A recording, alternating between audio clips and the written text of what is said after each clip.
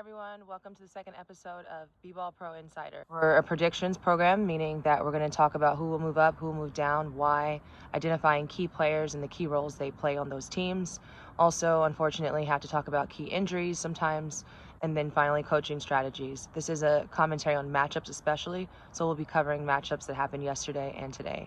It's important to note we are a predictions program, meaning we don't know everything. We're just trying to kind of foretell a little bit and see what's going on. And the way we make our predictions is we use the past, in this case yesterday, and along with the present today in order to understand the full scope for tomorrow. Remember, it's called a playoff race for a reason. It takes time to get there, and there's constant movement, and this program is really catering to that. Also, please don't forget to like, subscribe, and ring the bell for notifications. You're going to want to get daily notifications for this program, and also feel free to make comments. I think that'll really help with the content moving forward. It's really just a matter of that, and there was 4 teams that did their homework, starting with the Spurs on the Western Conference. And the Spurs did their homework because now they're not even eligible to talk about in this show. They moved up to the 4 seed, and they took care of a really, really good Denver team. So Spurs did their homework definitely. The Knicks did their homework. They beat the Cavs 102 to 81. And the standout that everyone was talking about was Emmanuel Quickley yesterday, 25 points off the bench. That is the kind of energy that the Knicks can really depend on. You know, he's a great player out of Kentucky. I mean, he was great in Kentucky. We all watched there, but he's on the Knicks now, and he's definitely getting noticed. So that's a really good report card for the Knicks from yesterday. Also, the Hawks, they moved up. They're the 6th seed now. And boy, oh boy, Trae Young, 41 points. So incredible, but it's just the whole Hawks squad. But, you know, they're just so exciting to watch. And I'm in Atlanta right now, so, you know, shout out to the Hawks for sure, especially Trae Young, number 11, holding it down for sure. So, and then the last team that really did their homework yesterday was the Hornets. They moved up the biggest jump from 12 to 9 now, and they took care of a really good Pacers team. And this Hornets team, oh my goodness, I love this Hornets team.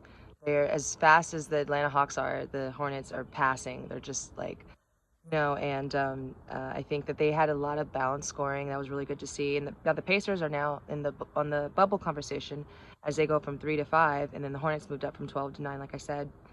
But so that kind of brings, I'll segue that now into today. The Hornets have to look forward quickly as they are going to have another test tonight against number 2 Milwaukee Bucks. So that's going to be really fun to see, just if they can take that momentum from a huge win they had yesterday against the Pacers. And that is it for the homework assignments. Very good job. Okay, finally talking about the games for today. Now, today I have to admit it's not as exciting and thrilling as yesterday's lineup was, but there still is a lot of bubble action happening. So, starting with the Trailblazers and the Bulls, again, whenever you're watching Portland, it's all about Damian Lillard, so we'll see how him and his Trailblazers do tonight, and they're playing Chicago, who's a 10 seed, and really get leverage for their own respective conferences. If they get a win here, both teams have a lot at stake. Then, like I said, I think the matchup tonight that I'm most excited about is definitely this Bucks-Hornets matchup. Milwaukee's in second place, looking to be the first-place team. They probably see themselves as the best team in the NBA. And then you've got Charlotte here at 9, trying to get in and be a playoff contender. So that's going to be a really fun game on multiple angles because of, kind of what's at stake for both of them. But also, if potential matchup in the playoffs. Okay, we got Rockets, Pelicans in Houston. I think they're coming off some really good wins. They're looking good, and they're playing New Orleans, who's obviously they're under-ranked, I think, at 14. But Houston's looking to kind of build more momentum, and they're the 10th place in the West right now, so they need this win. Both these teams need this win, so that'll be good. Then you got Grizzlies, Spurs. Memphis is holding the 6th spot. Now, this is interesting because the Spurs now are in 4th place, so the Spurs kind of want to be more legitimate, and Memphis wants to kind of get in on that Spurs action. I think there's a lot of open space there on the West, so this is probably going to be a really huge game, maybe even the highlight of the night here, Grizzlies Spurs. Okay, and then we got the Suns Mavericks.